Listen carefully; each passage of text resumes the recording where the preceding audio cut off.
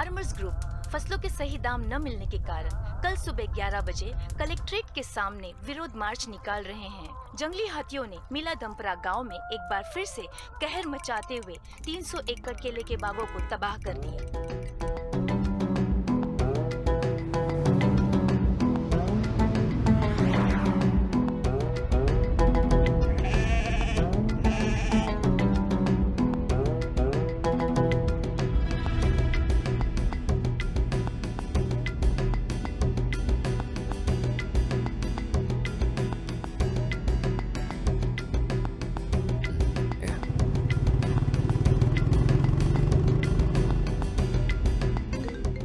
अरे कार्ती, वॉल्यूम कम कर यार, साठ का कॉल आ रहा है।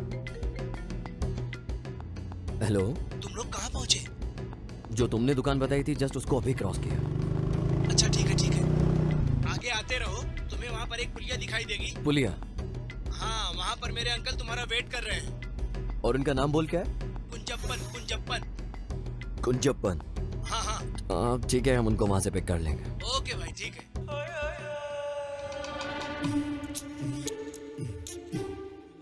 एक कार्ती, वहाँ किसी को मैंने बैठे देखा, वो जरूर उसके अंकल होंगे।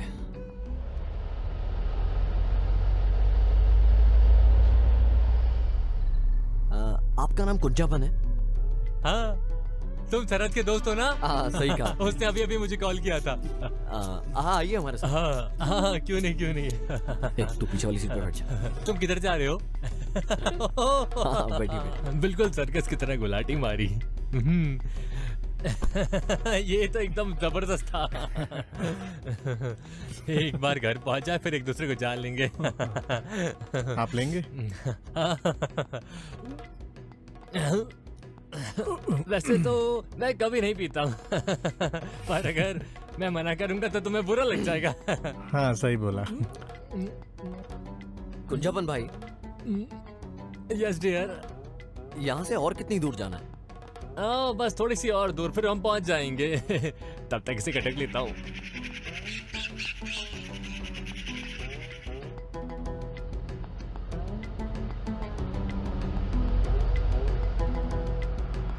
राइट लेना, नहीं नहीं नहीं, लेफ्ट लेफ्ट लेफ्ट, बस बस बस बस, रुक जाओ, गेट पे थोड़ा देना, मैं खोल देता हूँ।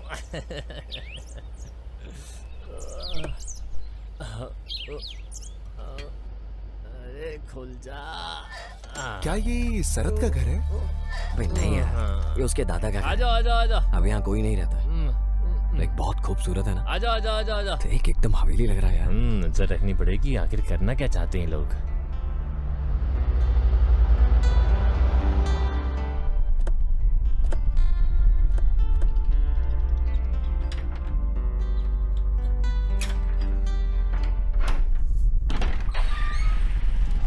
शरद।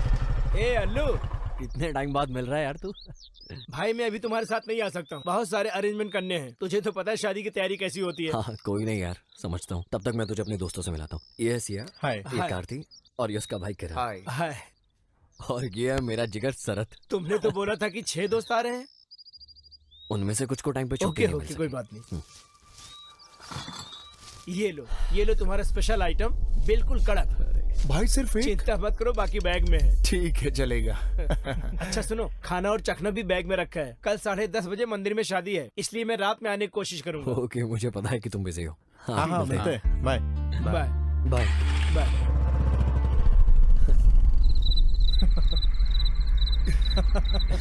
कुंजपन भैया, ऑमलेट कहाँ है? बस तैयार हो रहा है। एक मेरे लिए भी।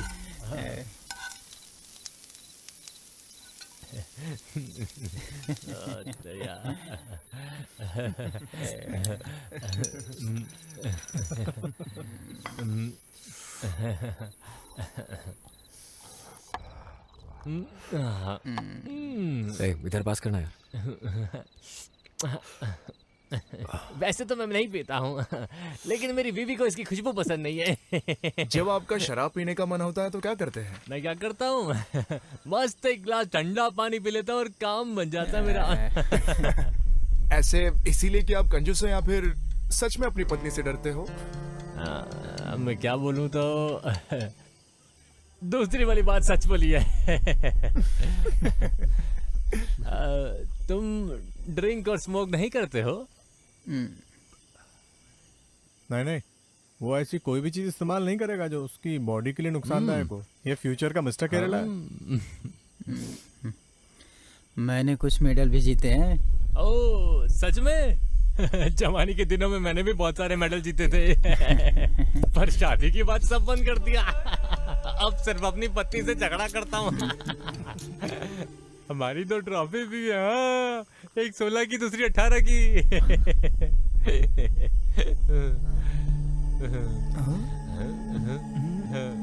दोनों लड़के हैं।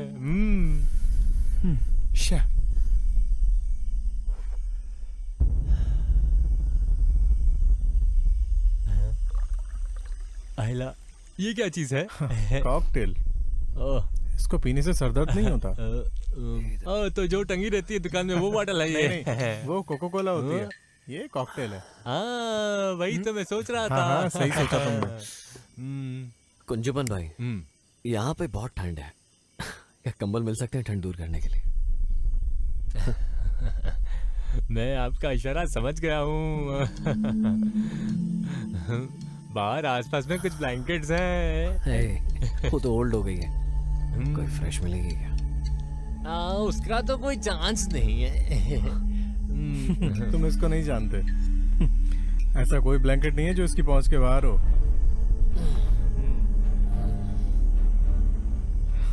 तुम दानी को जानते हो ना? वो अल्लू का जिगरी दोस्त था।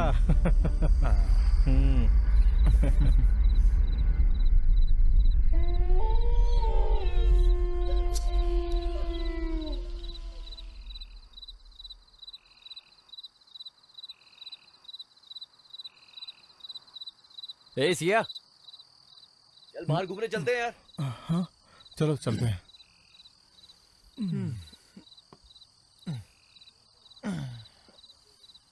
कुंजवन भाई, कुंजवन भाई, कोई नहीं, तुम सोते रहो, हम लोग बाहर से घूम के आते हैं।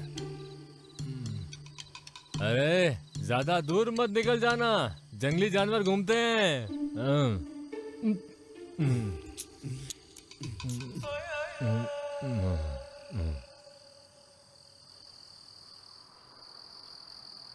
हे, चल।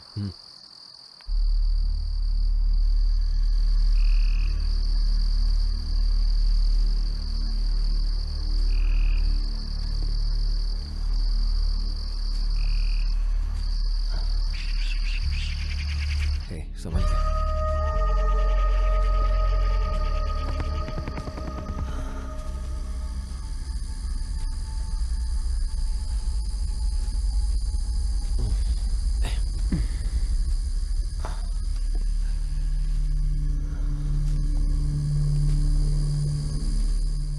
जंगली जानवर, शेर, चीता, हाथी, यहाँ तो एक बिल्ली भी नहीं है। अंकल कुछ ज्यादा ही नौटंकी कर रहे थे। मुझे भी यही लगा था।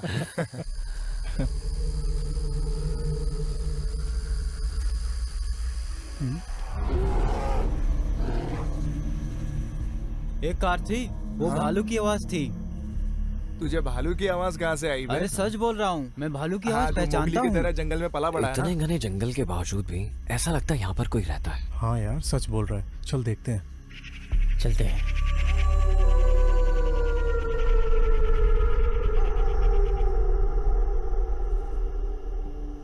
कौन है उधर? क्या तुम लोग शरद के दोस्त हो? हाँ अंकल। हाँ हाँ, शरद ने मुझे बताया था। आओ अंदर आओ।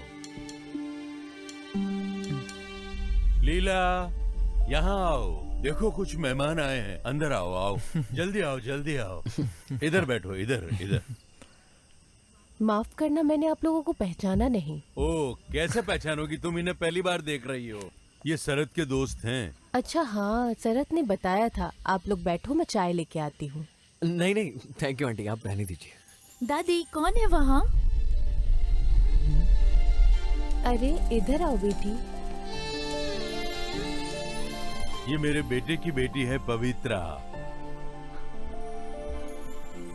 ये लोग शरद के दोस्त हैं। हाय। हाय। हाय। हाय। शरद ने कहा था आप 6 लोग आओगे। वो कुछ लोगों को छुट्टी नहीं मिली ऑफिस से। ये पकड़ो बेटा।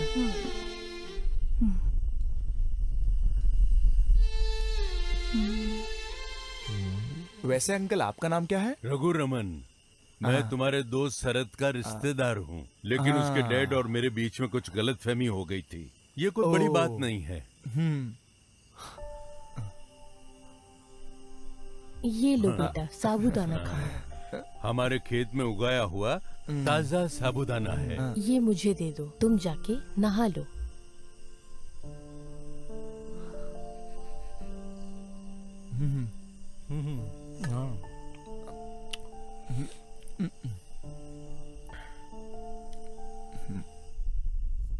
क्या हमें यहाँ जंगली हाथी दिख सकते हैं? ओ, तो तुम यहाँ हाथी ढूंढने आए हो? नहीं, वो क्या है ना, वो तो कुंजपन भाई ने कहा था कि यहाँ पे बहुत सारे जंगली हाथी घूमते तो रहते हैं। फिर वो कहाँ हैं? वो तो दारू पी के पड़े हैं। सुनो, अगर तुम लोग यहाँ से 2 किलोमीटर आगे जाओगे, डेंस फॉरेस्ट है, वहाँ हाथी आते हैं। वो इधर तो नहीं आते। कुंजपन ने ऐसा इसलिए कहा क्योंकि वो चाहते हैं कि तुम लोग वहाँ जाओ। हम वहाँ जाएंगे तो कोई प्रॉब्लम होगी क्या?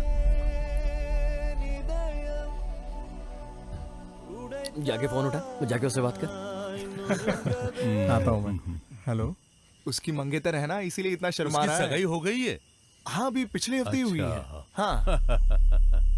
ये जगह बहुत खूबसूरत है, हम लोग अपना हनीमून मनाने भी यहीं आएंगे।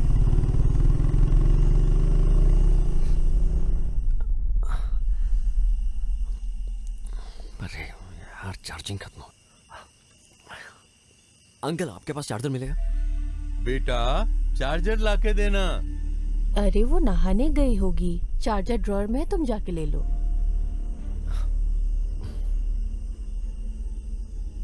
पर अंकल, कुंजपन भाई ने रात में यहाँ बाहर घूमने से क्यों मना किया है? अरे बेटा, पास के घर में मर्डर हुआ था। अरे ये 3 से 4 महीने पहले हुआ था। तब से ये अफवाह फैल गई है कि उस घर से कुछ अजीब सी आवाजें आती है। ये अफवाह नहीं है, चाय के बगीचे में काम करने वाली औरतों ने बताया कि उस घर से महिला और एक बच्चे की रोने और चीखने की आवाज आई। अरे लोग तो कुछ भी कहते हैं। तुम्हारे फोन में तुम्हारी मंगेतर की फोटो है? ये देखिए, ये है फोटो। आंटी,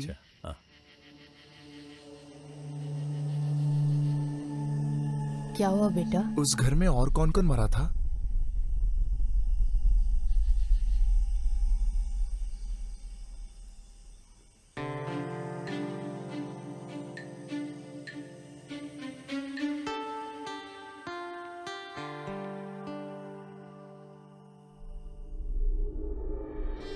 अरे यार, ये चार्जर किधर है? होना तो यहीं चाहिए।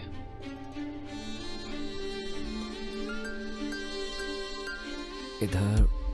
ओह, ये पड़ती है। यहाँ भी नहीं है।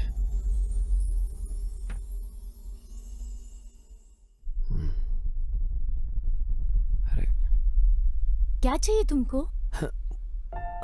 अरे फोन बंद हो गया था। आंटी ने बोला तुम्हारे पास। साइड हटो, मैं देती हूँ।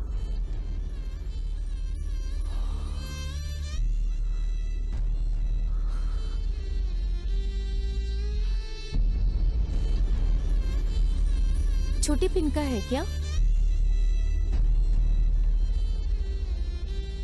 हेलो, मैंने पूछा छोटी पिन का है क्या?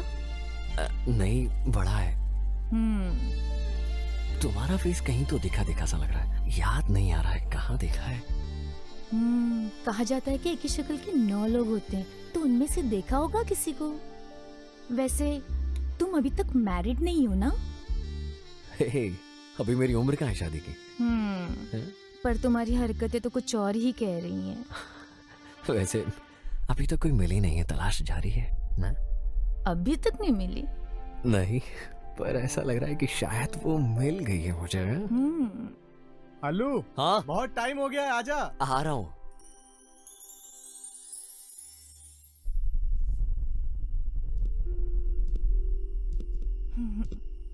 अंकल, अब हम चलते हैं। हाँ, ठीक है।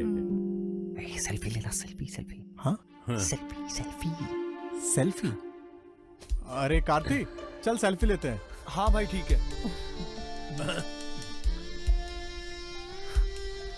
अंकल आइए आप। आइए, आप इधर आइए। सब लोग एक साथ। हाँ अब ठीक है।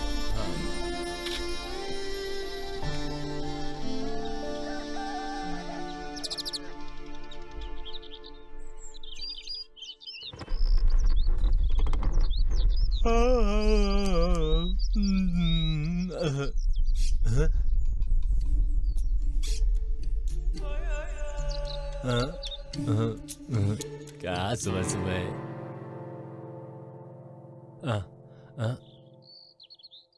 यहाँ तो अभी तक सब सो रहे हैं। अल्लू को फोन देना जरा। हाँ अभी देता हूँ, अभी देता हूँ, रुको। हाँ अभी देता हूँ। अल्लू, ए अल्लू उठ, शरद का कॉल आया है, ले बात कर। शरद का कॉल। शरद। हाँ शरद, गुड मॉर्निंग। Good morning. अच्छे से सोया ना रात को? हाँ भाई भूल गया।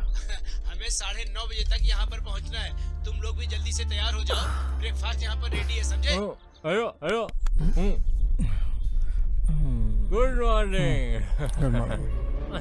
मैं कब से तुझे कॉल करने का ट्राई कर रहा था, तूने अपने फोन साइलेंट पे रखा है क्या? वो साइलेंट पे है। हम पहुंच जाएंगे ओके ब्रो। टाइम पे। गंजूमन भाई, उतर गई तेरी। बस हल्की सी सुरसुरी मच रही है, बाकी सरदर्द नहीं है मुझे। इसी को ही कॉकटेल बोलते हैं। बिल्कुल। ओए जिम वाले बच्चे उठ जा। ओए शादी में जाना है।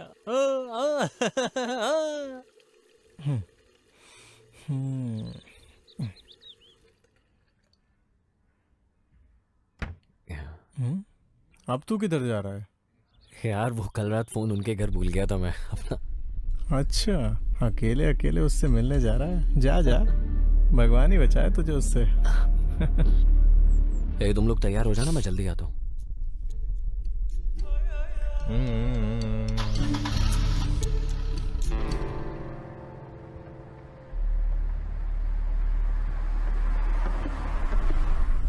ये उधर किधर जा रहा है? निपटो।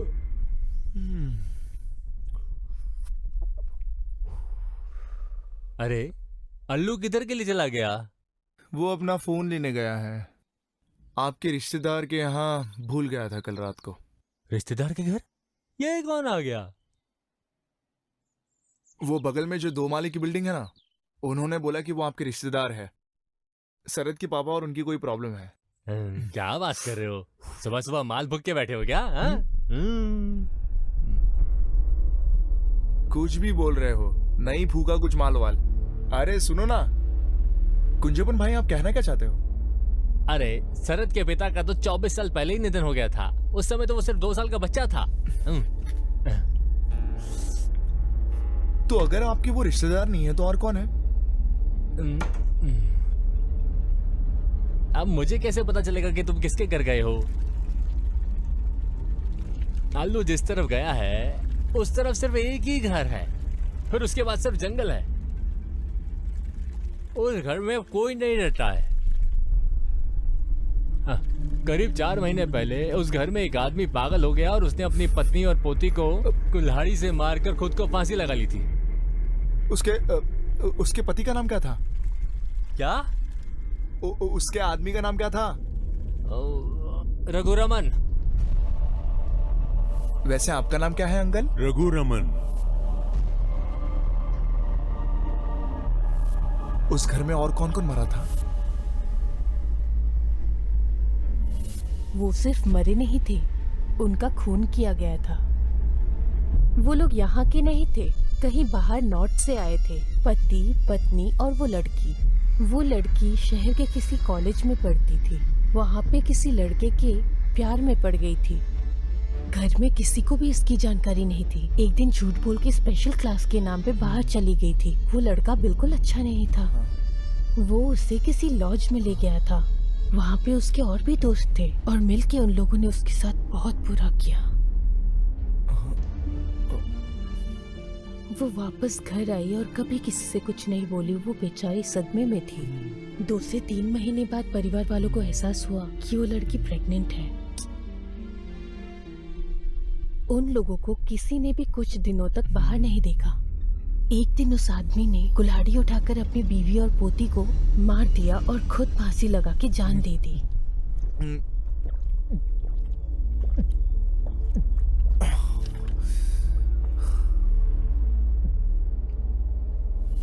अरे तुझे वो दानी याद है ना?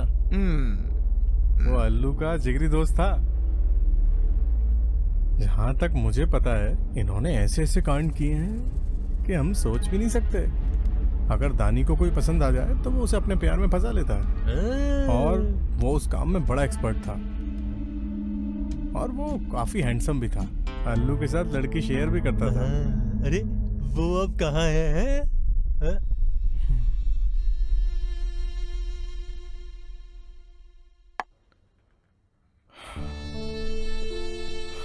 वो अब नहीं रहा, एक्सीडेंट में मारा गया 3 महीने पहले।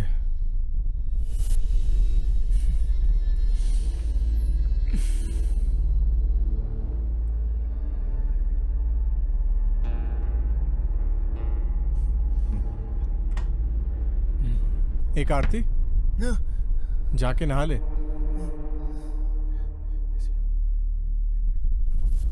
एक आरती, चल सेल्फी लेना।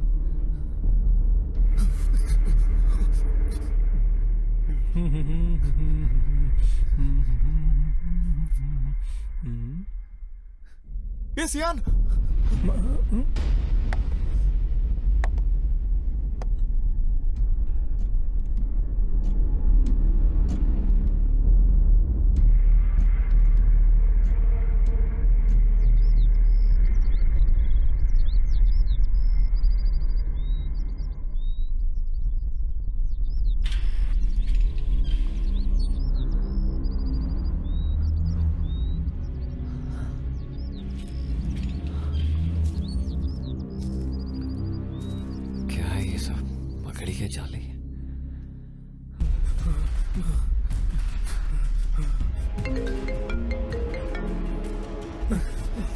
जल्दी फोन उठा।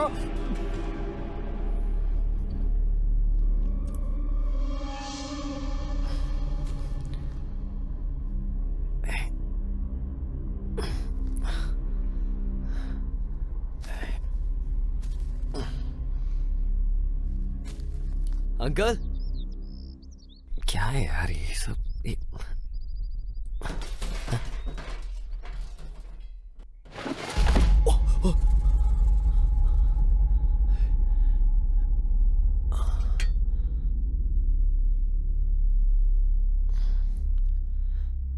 Uncle,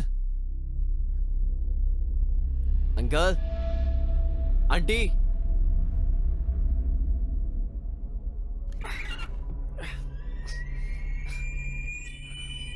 uncle,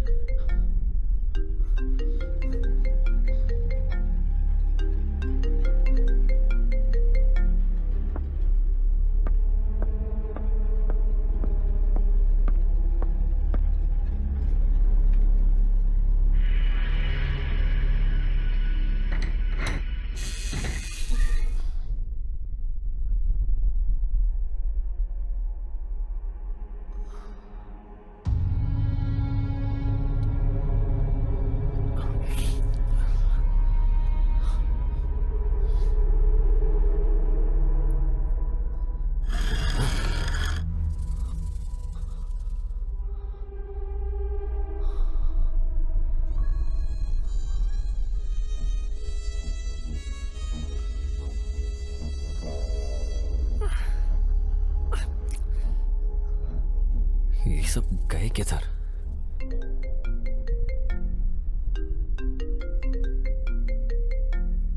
oh shit, charger किधर गया?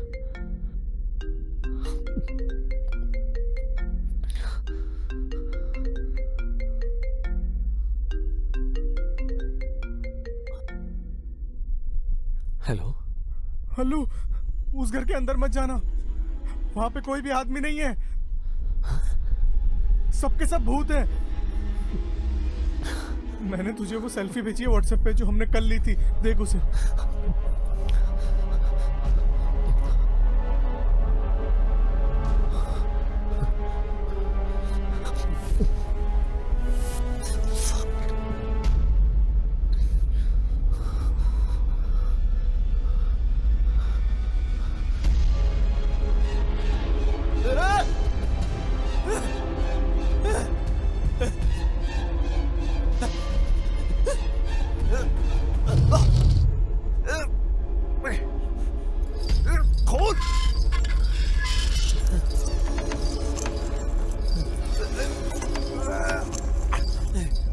खोलो।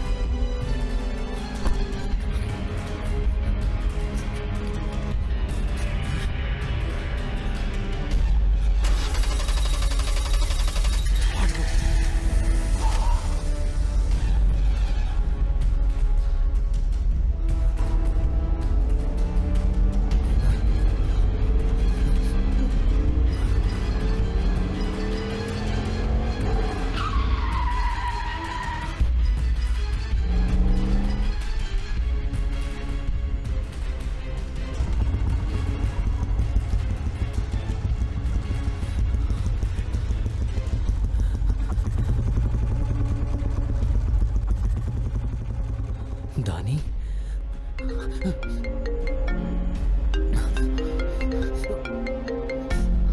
हेलो, कौन है? मैं हूँ पवित्रा।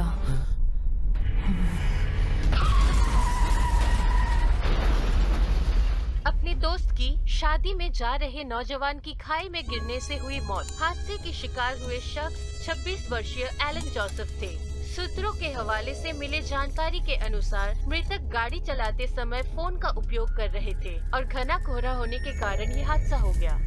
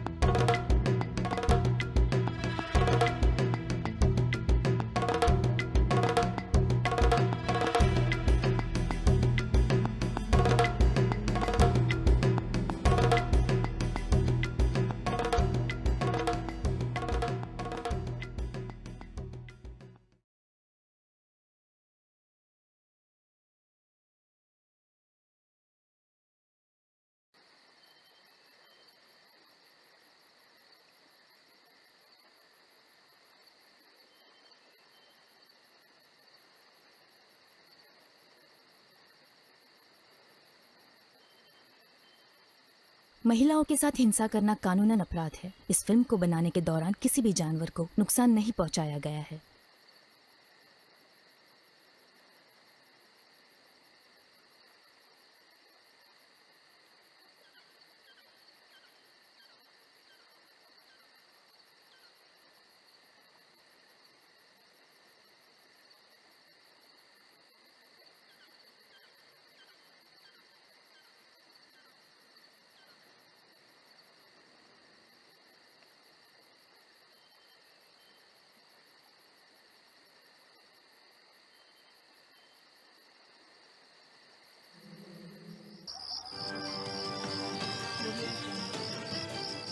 नमस्ते। आज सभी देखने वाले दर्शकों का हमारे शो सच या छलावे में स्वागत है। उड़ियन और उड़ी विद्या। आज हम इस विषय पर बात करेंगे कि उड़ी विद्या क्या है। भेष बदलकर अपने दुश्मनों को मारना। अरे नहीं दादी माँ, क्या आप ओडियन के बारे में जानती हो?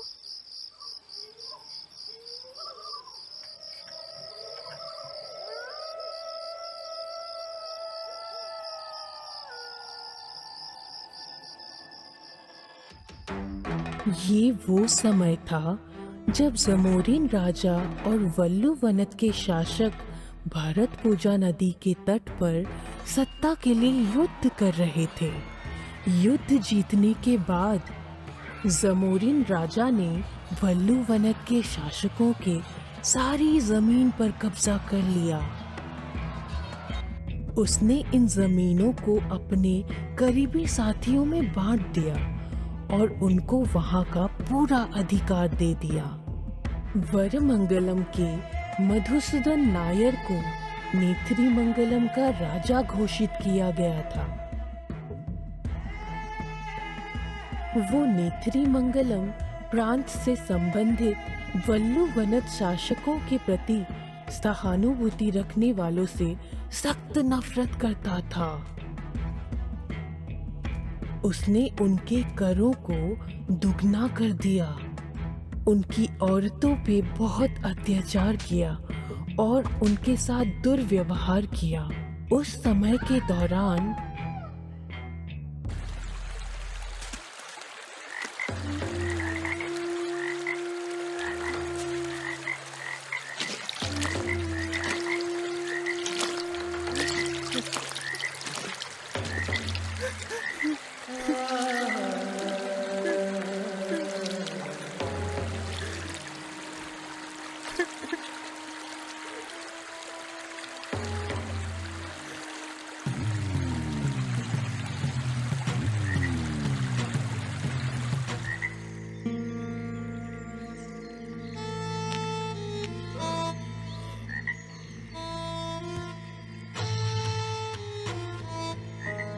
राजा साहब,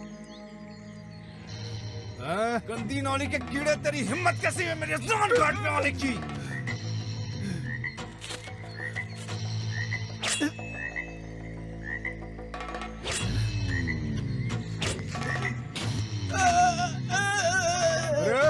वासु, रामा, जल्दी आओ यहाँ। जाने दो मुझे। उठा के फेंक दो इसे।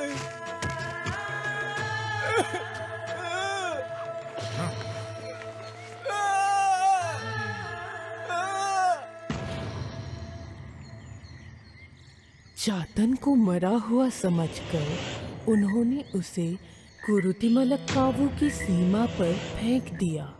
बदले की भावना से भरे हुए चातन ने मौत के सामने भी घुटने नहीं टेके। इस बात का एहसास होने पर कि वो राजा को नहीं मार पाएगा, उसने कुरुतिमलक्कावु में ही रहने का फैसला कर लिया। उसने अपने हाथ की नस काट के काली माँ के सामने अपने रक्त की बलि दी। चातन की भक्ति से खुश होकर देवी उसके सामने प्रकट हुए।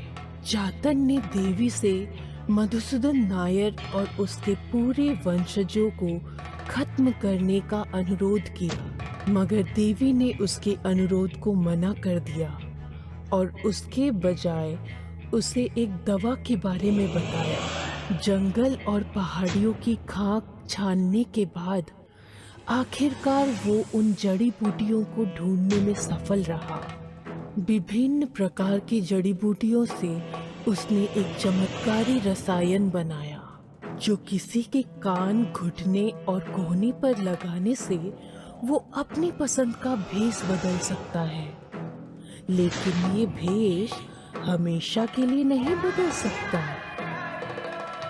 दवा तैयार करने के बाद चातन ने कुछ मंत्रों का पाठ किया जो कि परंपरा का हिस्सा है, और फिर वो मधुसूदन को मारने के लिए चल दिया। अपने मकसद को पूरा करने के बाद लौटते समय भारी बारिश की वजह से चातन का असली पहचान सामने आ गई। चातन को गांव के लोग पकड़कर वहां के एक जादूगर चेम्बरा एडुताचन के सामने ले आए। उन्होंने उसे देवी माँ के नाम पर वचन मांगा कि वो कभी भी इस तरह के जादू का इस्तेमाल नहीं करेगा। हालांकि चातन का बदला सिर्फ मधुसूदन के मरने से पूरा नहीं हुआ, वो उसके पूरे वंश का नाश करना चाहता था। उसने एक बार फिर देवी माँ के सामने उनको खुश करने की प्रक्रिया की, परंतु वो ऐसा नहीं कर पाया। इस बात की जानकारी मिलते ही वहाँ के राजा वरमंगलम उस जगह के लिए रवाना हुए। चातन ने अपने बेटे इन्नी को बुलाया और उसको ओडी विद्या के बारे में सारी जानकारी दे दी, और साथ ही बेटे से वरमंगलम की पूरे वंश को समाप्त करने की मांग की। अपने पिता मधुसूदन की मृत्यु के बारे में सुनकर उसके पुत्र चंद्रशेखर और सुभद्रा अपनी सेना के साथ मिलकर चातन को जिंदा पीपल के पेड़ के नीचे गाड़ दिया।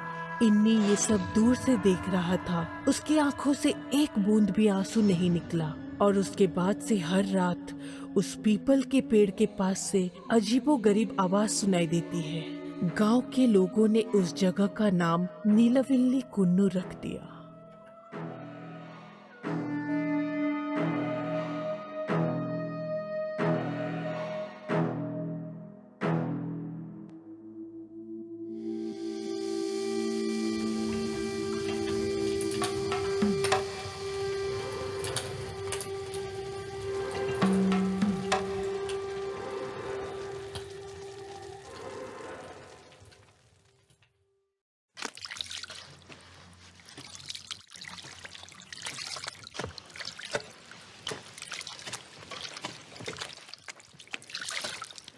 अरे सब लोग भाग क्यों रहे हैं? तुझे कुछ पता नहीं है क्या? केलाल दसन की बेटी की लाश पानी में बह रही है। हमारे दसन की बेटी? हाँ। अरे देवा, ये क्या हो गया?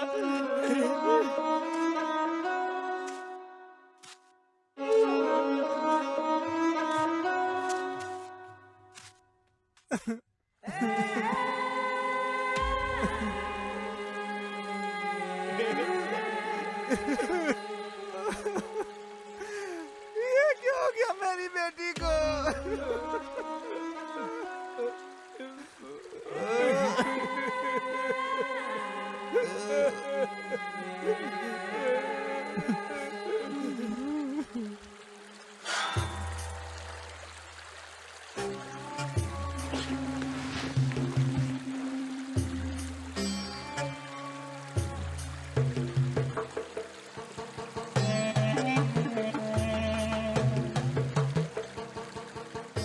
राजा साहब आ रहे हैं, चलो साइड हट जाओ। राजा साहब देखो ना क्या हो गया मेरी बेटी को, ये कैसे पड़ी हुई है। दास दुखी मत हो, सब किस्मत का खेल है। रामा, ज्यादा समय मत लगाओ, क्रियाक्रम जल्दी करो। जी राजा साहब।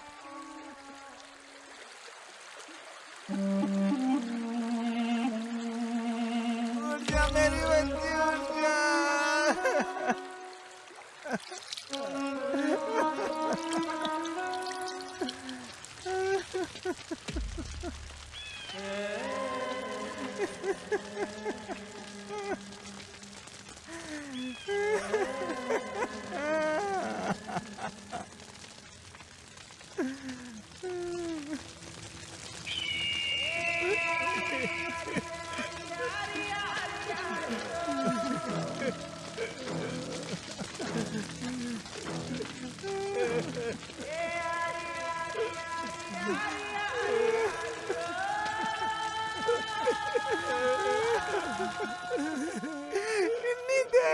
बच्ची को क्या हो गया है? कैसी पड़ी है मेरी बच्ची? देख मेरी बच्ची को इन्नी।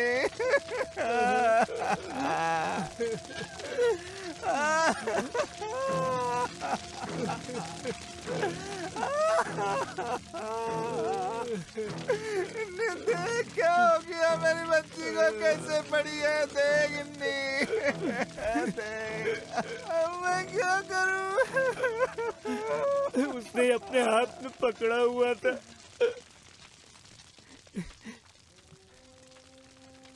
ये हमारा मंगलम वंश की मोहर है।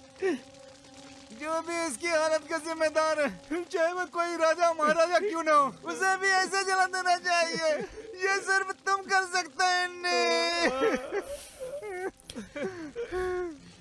किसने किया है ये?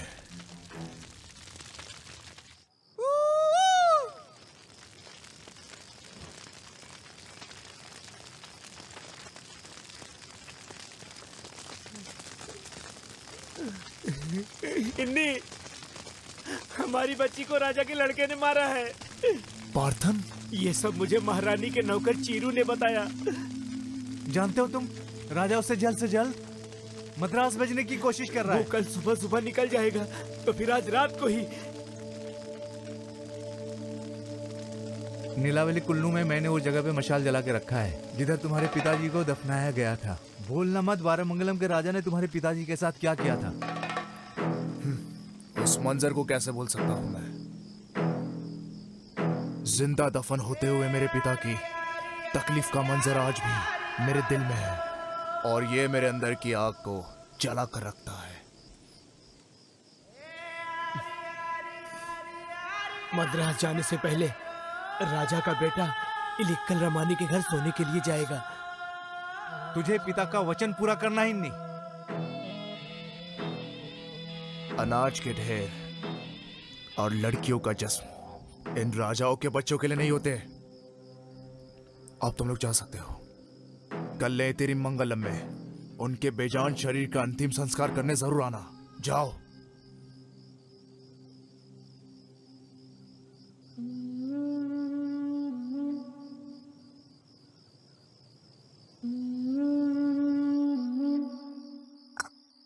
सूर्यास्त के बाद गर्भवती महिला को बाहर कदम नहीं रखना चाहिए मेरी बच्ची।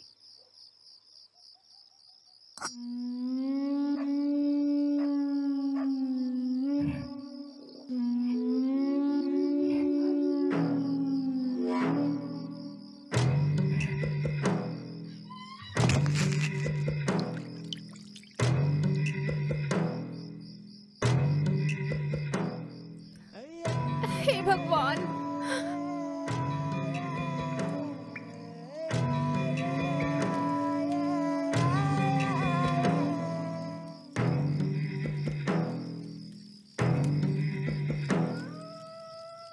राजा साहब, मद्रास में रमानी जैसी औरत और कोई नहीं होगी क्या? हाँ ना रामू, पर वो इनके जैसी खूबसूरत तो बिल्कुल भी नहीं है। और तो और उनके पास से बहुत ज्यादा बदबू भी आती है। राजा जी, तो आप मद्रास भी गए हैं?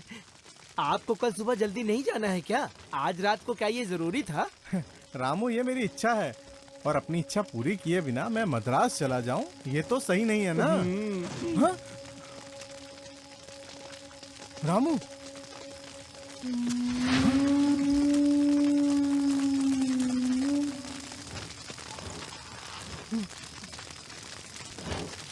कौन है वहाँ?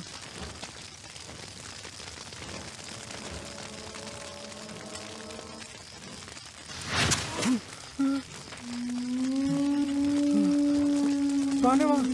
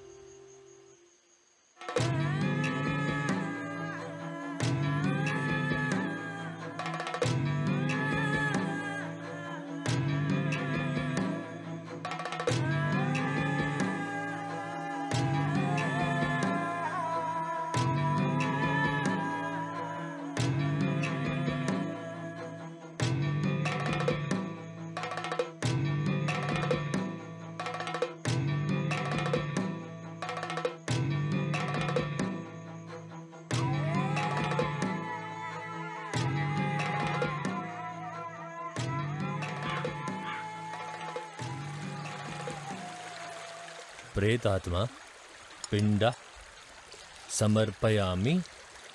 ओम तत्सत। देवांगत आत्मा को याद करें और पत्ते पर 3 बार जल छिड़कें।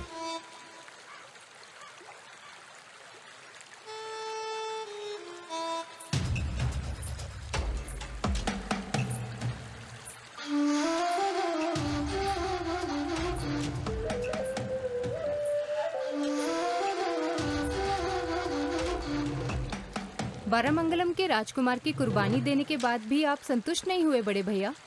मुझे बहुत अच्छे से पता है कि ये किसने किया है और ये भी पता है कि ये क्यों किया गया है। वो चाथन का लड़का इन्नी है, अपने पार्थन के। आप बस हमें एक बार हुक्म दीजिए।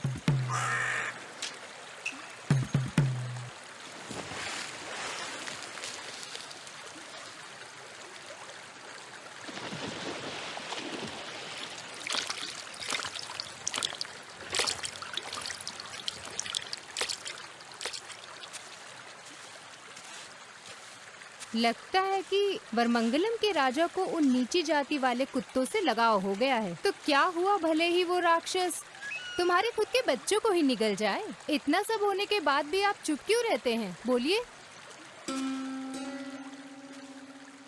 भद्रा, तुम्हारा किसी के प्रति जलना कोई नई बात नहीं है। जब से मैं मुखिया बना हूँ तुम तो चुड़ैल की तरह मेरे पीछे पड़ी हो, परेशान कर रखा है। मैं नेत्रीमंगलम राज्य का राजा हूँ, मैंने उन्हें कोई नुकसान नहीं पहुँचाया है, उन्होंने भी नहीं। इस पूरे राज्य को अपने कदमों में लेने का तुम्हारा घमंड मेरे जीते जी कभी पूरा नहीं होगा। सुन लो तुम, अगर तुम या तुम्हारा कोई भी आदमी मेरे सामने आया तो मैं दिखाऊंगा कि मैं कौन हूँ।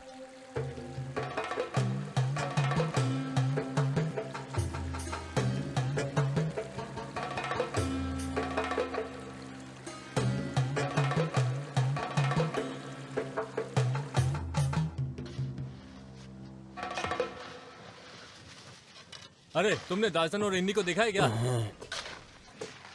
इन्नी, महारानी तुमसे मिलना चाहती है, तुमको तुरंत उनके पास जाना चाहिए। महारानी सुभद्रा, ठीक है आते हैं। वैसे वो हमसे क्यों मिलना चाहती है? उस औरत में अपने पूर्वज के सभी गुण हैं। चलो चलते हैं।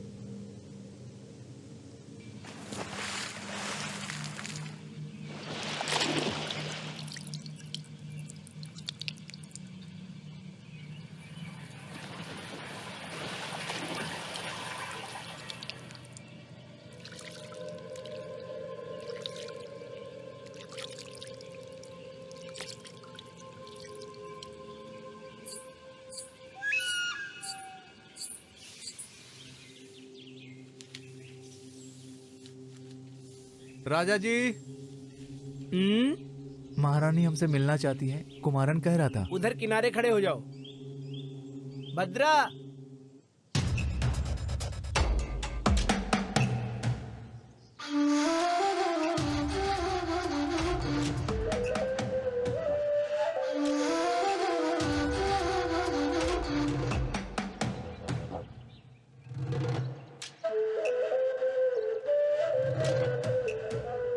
हाँ अब बस करो, खाना खा के काम करना। तुम लोग उस तरफ जाओ।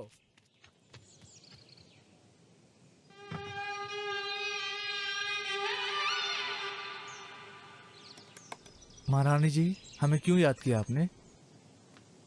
आज सुबह 2 लोग खाकी वर्दी में यहाँ पर आए थे। उन्होंने बताया कि पार्थन को जानबूझकर मारा गया है। क्या तुम जानते हो इस बारे में? अगर तुम में से कोई जानता है तो बता दो मुझे। हमें इसके बारे में कुछ भी नहीं पता। क्या तुमको पता है इन्नी? अभी भी तुम्हारे परिवार में वो देवी माँ को खुश करने वाली पूजा होती है? जी महारानी साहबा। फिर तुम उल्लू क्यों बना रहे हो दासा, जैसे कि हमें पता ही नहीं? इन्नी के द्वारा खूनी पार्थन की पिटाई करते हुए अपनी आंखों से ये सब कुछ मेरे पति नारायण ने देखा है।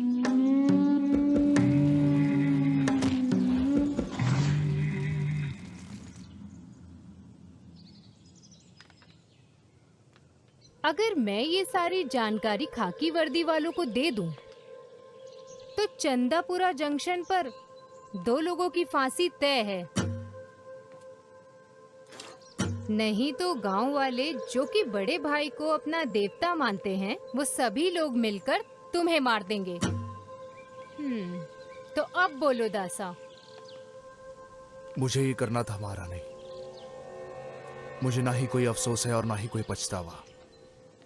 मैं हर प्रकार की सजा के लिए तैयार हूँ। इसकी कोई सजा नहीं है इन्नी, बल्कि हमारे पास तुम्हारे लिए उपहार है। वरमंगलम राज्य में मेरे बड़े भाई को, चंद्रशेखर को रास्ते से हटा दो तो वो सारा राज्य मेरे कदमों में होगा। तुम्हें एक बार फिर से उड़ी विद्या करनी होगी।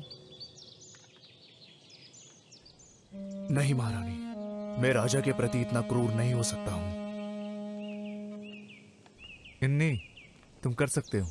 तुम उस चेतन के बेटे हो जो नीलावनी कुन्नू में दफन है। बिना किसी कारण के मैं राजा को क्यों मारूं? किसने कहा कि कोई कारण नहीं है? क्या ये तुम भूल गए कि कैसे तुम्हारे पिता चाथन को जिंदा जला दिया गया था? समझे? हम करेंगे महारानी। तुम्हारी बातों पर विश्वास नहीं कर सकते दासा। तुम्हें देवी माँ के सामने वचन लेना होगा।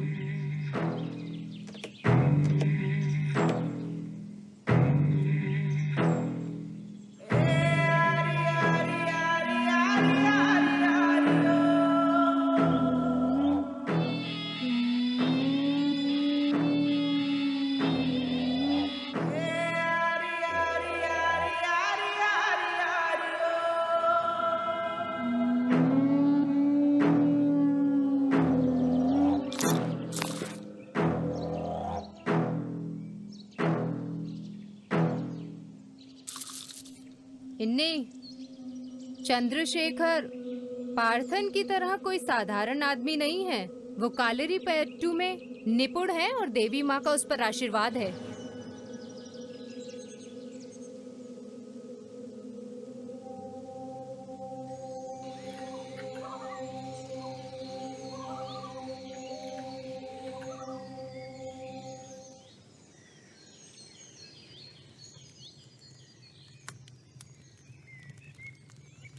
जिंदा दफन होने से पहले तेरे पिता ने क्या कहा था, तुम्हें याद नहीं है? उसे मरना होगा, उसके पूरे वंश को खत्म करना होगा।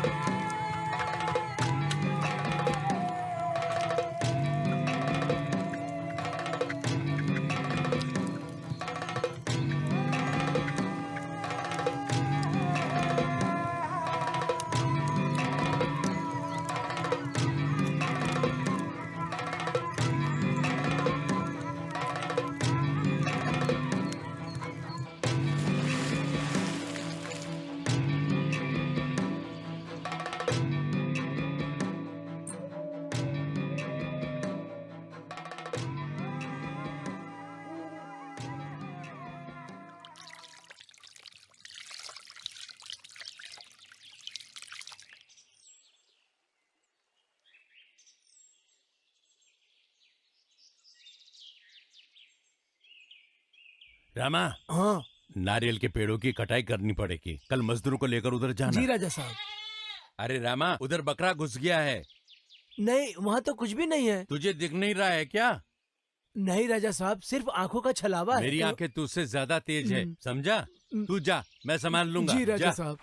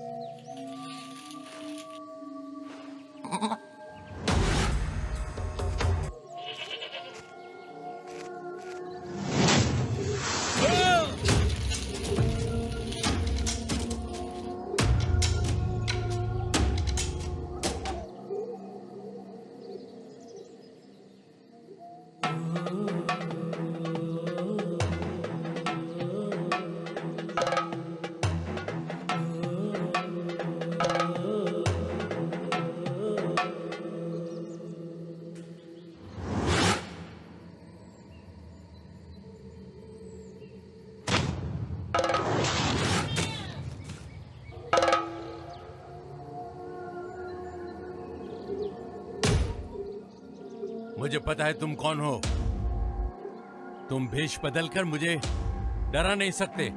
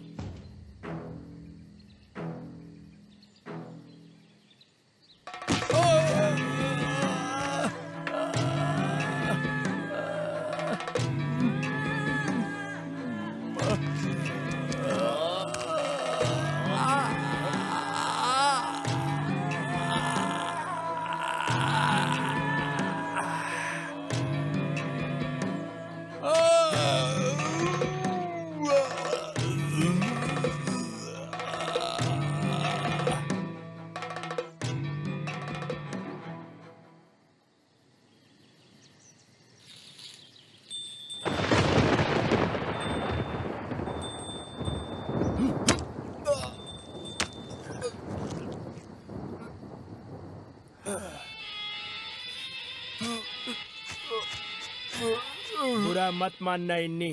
जब हम अपने सभी दुश्मनों को मार देंगे तभी हम और भद्रा यहाँ पर राज कर पाएंगे।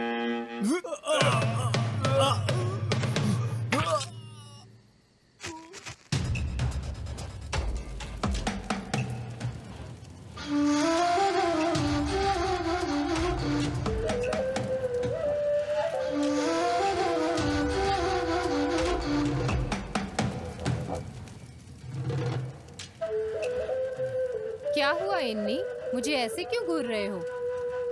एक पूरा परिवार मेरे इन्हीं हाथों द्वारा मिटा दिया गया। अब किया भी क्या जा सकता है? किस्मत है। सही कहा ना नारायण? मेरी तरफ मत देखो इन्हीं। तुम्हारे पिता चातन को मेरे आदेश पर ही उन्हें जिंदा दफनाया गया था। और तेरी बहन दासन की बेटी को भी मैंने ही मरवाया था। समझे तुम? वो तो उस बेचारे पार्थन पे झूठा इल्जाम लगा दिया था। और पार्थन को मारने के लिए तुम्हें मैंने ही तो उकसाया था इन्हीं।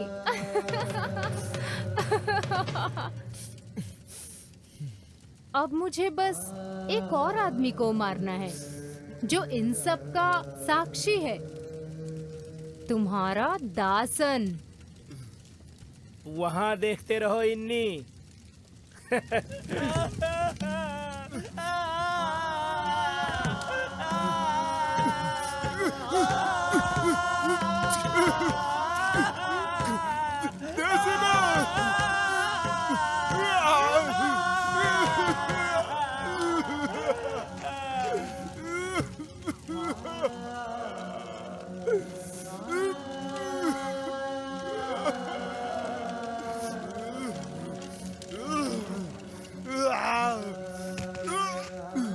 इस सच को यहाँ दफनाने के लिए हमें इसे मारना होगा। चलो मार डालते हैं इसे। अब यहाँ मेरा राज चलेगा।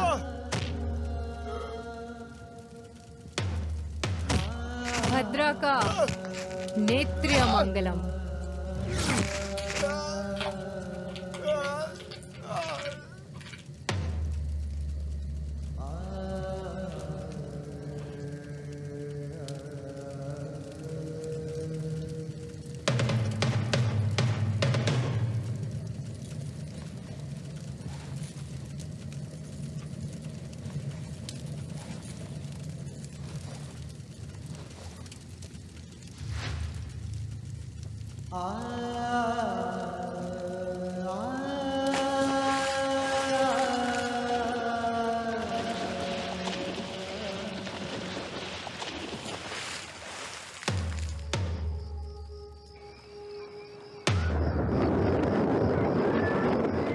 कोई बदलाव नहीं होना चाहिए। सब कुछ योजना से होगा। जी महारानी। ये नारायण किधर चला गया? तुम जाके देखो ना कुमार। और हाँ, भूलना मत, नियम के अनुसार ही सबको काम सौंपना। राजा जी, राजा जी।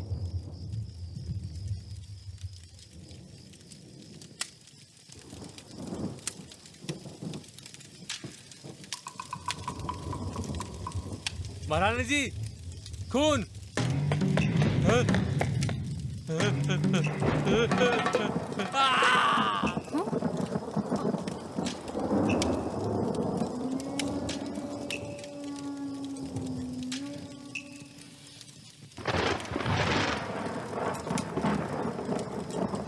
कुमार,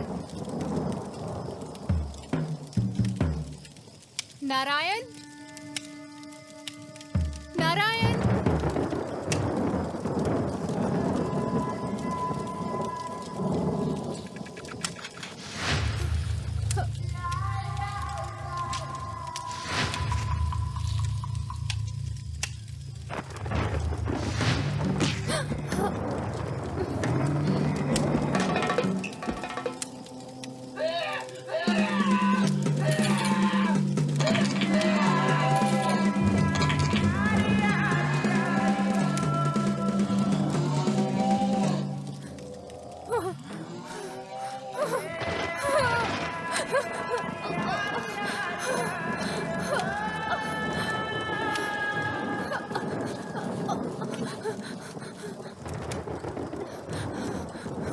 महारानी जी, महारानी जी।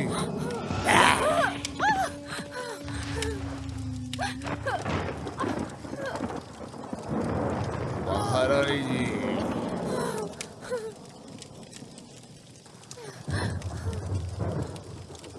अहम कालीन चुड़ै देवा प्रतमा शिवम नित्रय दो तस्मा।